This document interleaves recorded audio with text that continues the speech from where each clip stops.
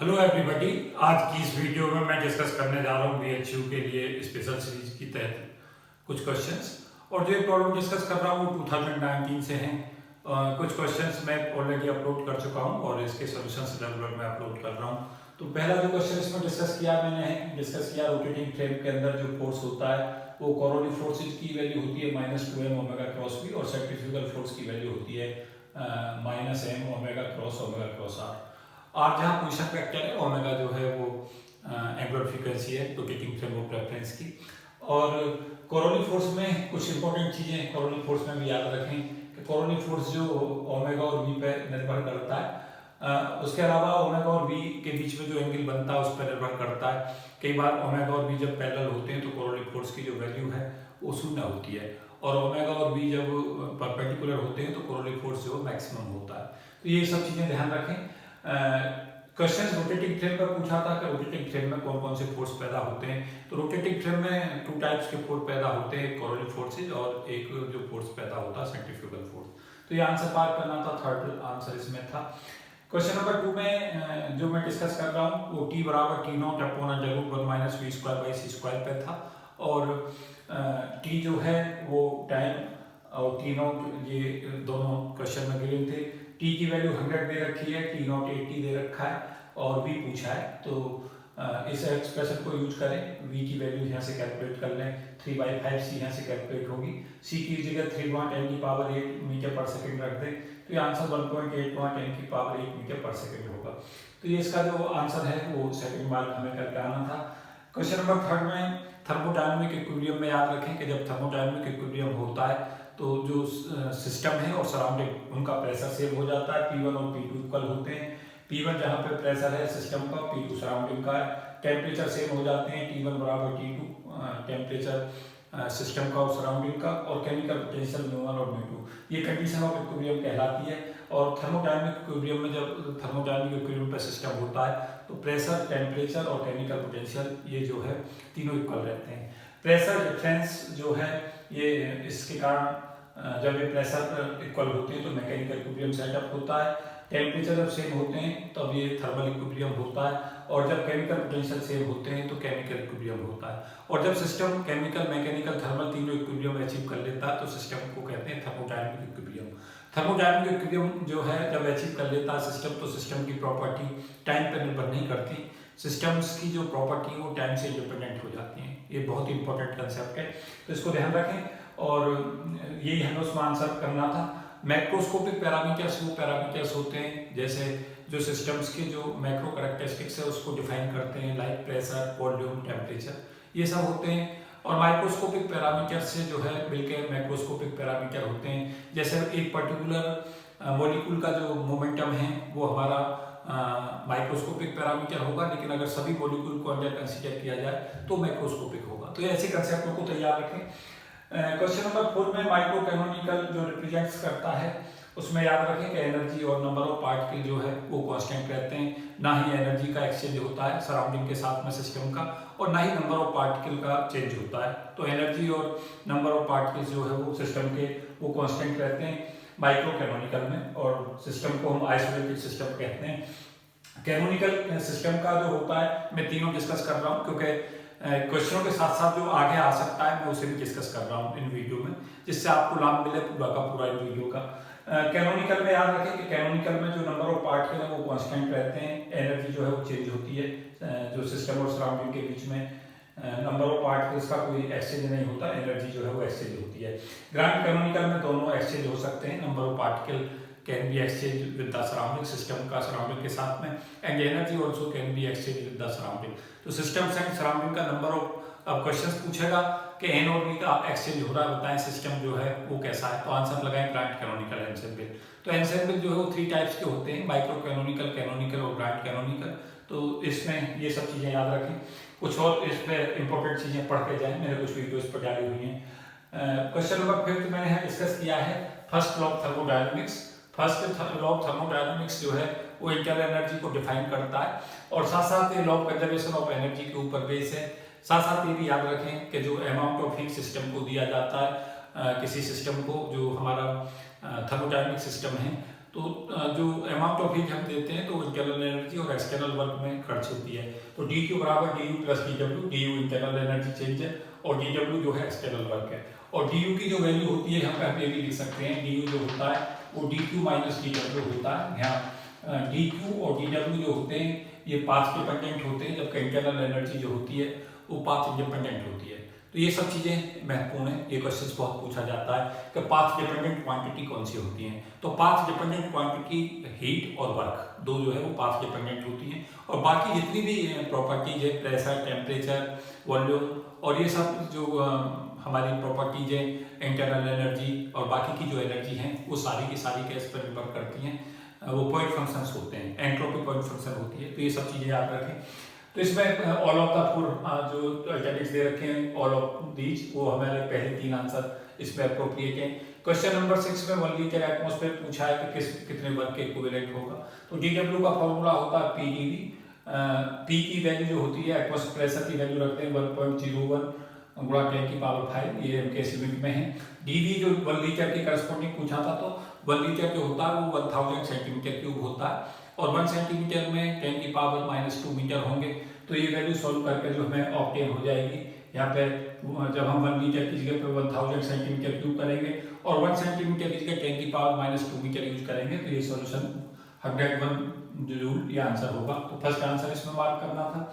Question number 7 में black body radiation में बता रखा था कि ब्लैक बॉडी रेडिएशन में जो हमारा कंटेनर है अगर उसका वॉल्यूम V से 64 टाइम्स बढ़ जाता है, एक्सपेंड होता है सिस्टम, तो बताएं कि टेम्परेचर पर क्या प्रभाव पड़ेगा।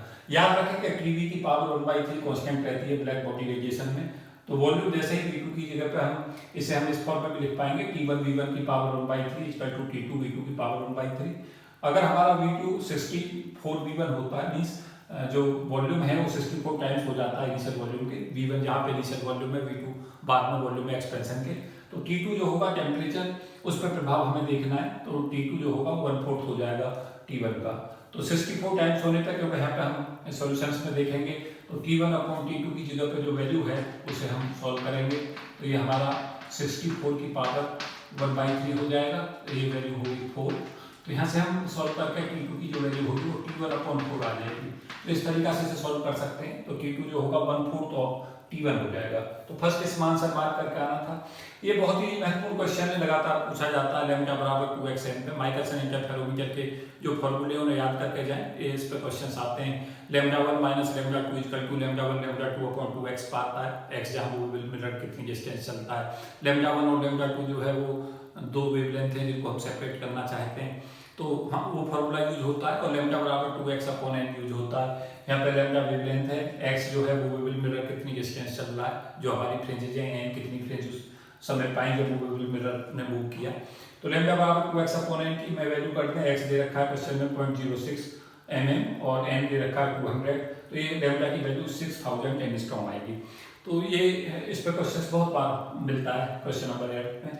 क्वेश्चन नंबर 9 में जो F बराबर n square upon n lambda है, इस पे क्वेश्चन पूछा जाता है। इसमें n बराबर 1 दे रखा है क्वेश्चन में। F यहाँ पे जो है वो फोकल लेंथ है, Rn जो रेडियस है nth ऑर्डर की, और n जो है ऑर्डर है, लैम्डा वेवलेंथ है। तो n बराबर 1 दे रखा है क्वेश्चन में, रेडियस पूछी है, तो F बराबर r स्क्वायर अपॉन लैम्डा करें। r स्क्वायर बराबर f लैम्डा, लैम्डा की वैल्यू 4000 एंगस्ट्रॉम दे रखी है। तो r square equal to f दे रखा है हमारा 40 सेंटीमीटर, तो 40 इंटू 4000 गुणा 10 की पावर -8 सेंटीमीटर लें। और r स्क्वायर की जो वैल्यू है वो यहाँ से सॉल्व करके मिलेगी हमें 16 गुणा 10 की पावर -4 सेंटीमीटर स्क्वायर। तो r कैलकुलेट कर लें, 4 गुणा 10 की पावर -2 सेंटीमीटर या 0.04 सेंटीमीटर। तो सेकंड आंसर इसमें मार्क करना था। पोलराइजेशन से क्वेश्चन रेगुलर पूछा जाता है, मैं देखता हूँ कभी सबसे ज्यादा क्वेश्चन आता है पोलराइजेशन का।